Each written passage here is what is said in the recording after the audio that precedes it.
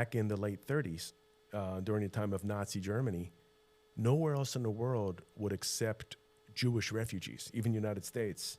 So they were being murdered.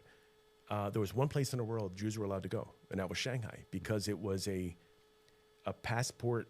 You didn't need a passport to get into Shanghai. Mm-hmm. You just need to be able to, from origin country, get on a ship.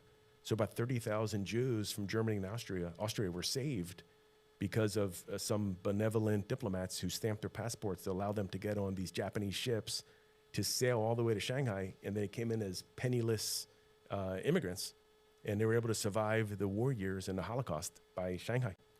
There was one person, there was like a rabbi who helped ferry these passengers into China.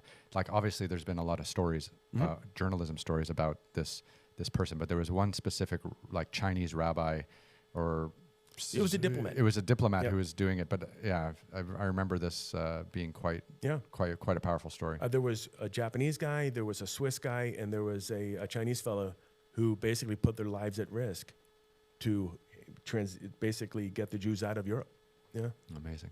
And the fact that they were able to end up in Shanghai and stay safe, was quite an interesting story. There's a fantastic museum called the Shanghai War Refugee Museum in Shanghai. It's still there. In fact, it's quite fascinating that it's on the north side of the river, on the Puxi side on the north. It's on the Puxi side north, exactly right. I remember Hongkou district. And when it was being renovated, this is going back now 17 years ago. My daughter was just turning 13, and she wanted to have her bat mitzvah. And I made a deal with the Hongkou the government to allow us to use the building, which was the Ohel Moishe Synagogue, for my daughter's bat mitzvah. Wow. At the very last minute, they had to renege because the renovation wasn't done yet. Mm-hmm. But they were extremely apologetic, and they invited us back many times later. And I was on the board of our Jewish community there. There's a Orthodox and a Reform community.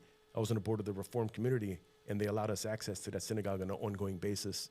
Again, back to that Guanxi thing. Mm-hmm. Because I had developed a relationship with them, they failed to be able to host my daughter's bat mitzvah, and they were very apologetic for that. But they said later on, once we're set up, anything you need, let us know. Oh, that's so amazing. Later on, we went back there many times for our services. Okay, that's great. So what was it like coming from Indonesia to Shanghai and jumping both feet into the world of China in the mid-90s?